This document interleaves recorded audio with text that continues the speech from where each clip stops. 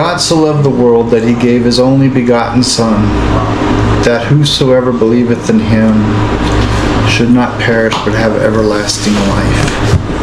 Hello and welcome to my Bible study channel. Today let's take a look at John 3:16, for it is a well-known verse. Some may know it as 3:16, while others may know it as John 3:16, while others may have the whole verse memorized. Well, let's get started. For God so loved the world. Let's wait there a moment. He didn't just love the world, he so loved the world. Like a craftsman loves his masterpiece, he puts a part of himself into it. God created our world with his very words.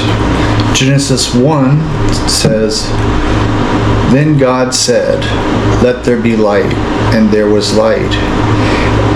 And we can see how he spoke our world into existence all the way to verse 26, where he finally created man and formed us from the dust of the ground.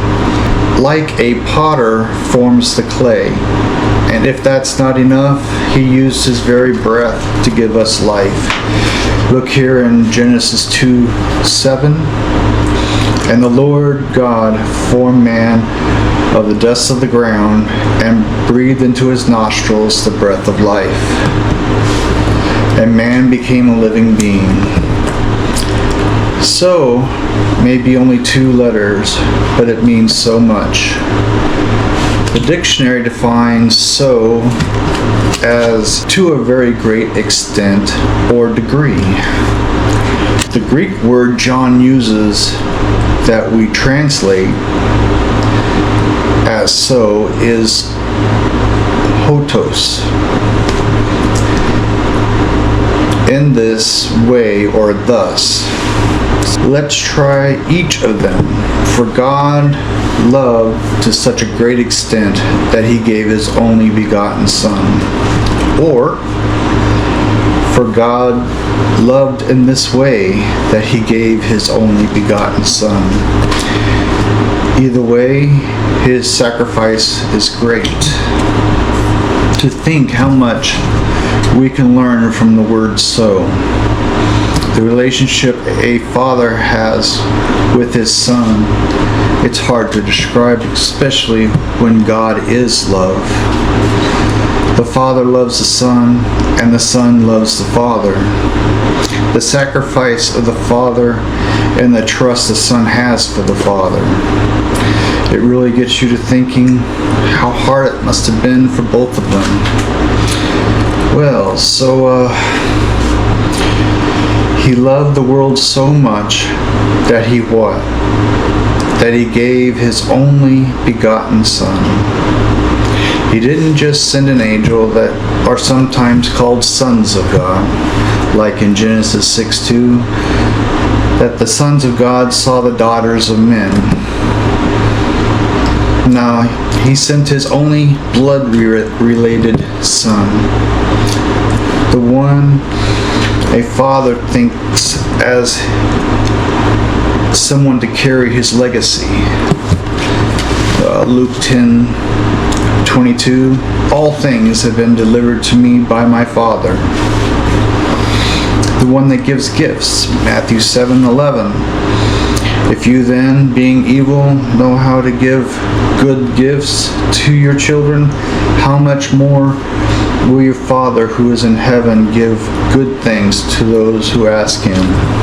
And charges the very angels to watch over his steps, lest he stumbles or falls.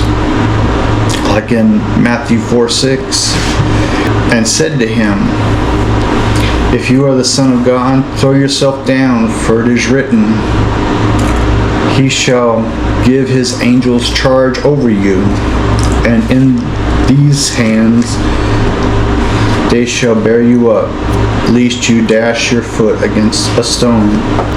Here, Satan is referring to what was written in Psalms 91:11 and 12. "For he shall give his angels charge over you, to keep you from all your ways." In their hands they shall bear you up, lest you dash your foot against a stone. And the one he most wants to protect, even to the point of giving his own life to protect. Where in John 10:11 he speaks of his love for us. I am the good shepherd.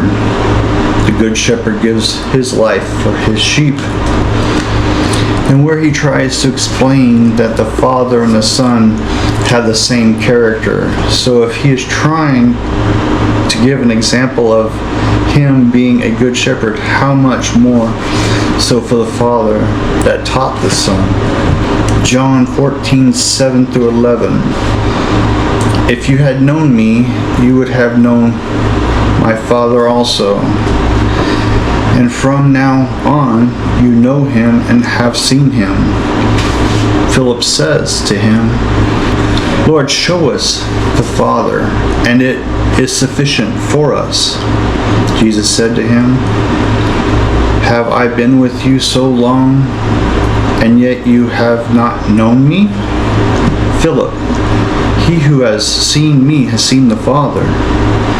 So how can you say, show us the Father? Do you not believe that I am in the Father, and the Father in me? The words that I speak to you, I do not speak on my own authority, but the Father who dwells in me does the work. Believe me that I am in the Father, and the Father is in me. Or else believe me for the sake of the works themselves. All this to say that the Father cares for his Son and loves his Son. So where were we? For God so loved the world that he gave his only begotten Son, that whoever believes in him, not just white or black or any other color we may call ourselves. Does not matter if we're rich or poor, Jew or Gentile.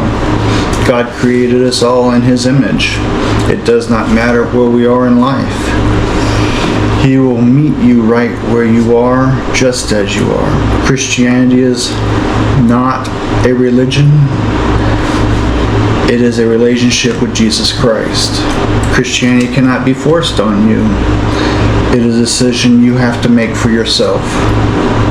Okay, now let's take another look.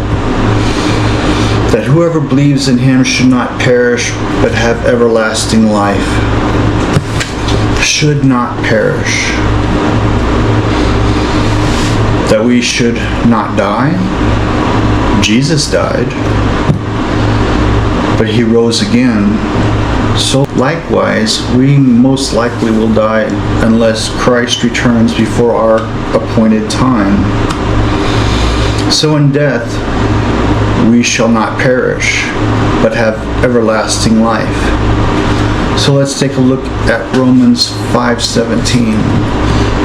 For if by the one man's offense death reigned through the one, much more those who receive abundance of grace and of the gift of righteousness will reign in the life through the one Jesus Christ. So, this is our hope and our faith, that though we may die, Jesus will raise us up again so that we may live again with him in an everlasting life. In closing, my hope is that this message has helped you understand what Christians believe and a few of the scriptures we use to back up our faith. May God bless you and watch over you. Thanks for watching. Please like and subscribe. And if you have any questions or you just want to leave a comment, please feel free.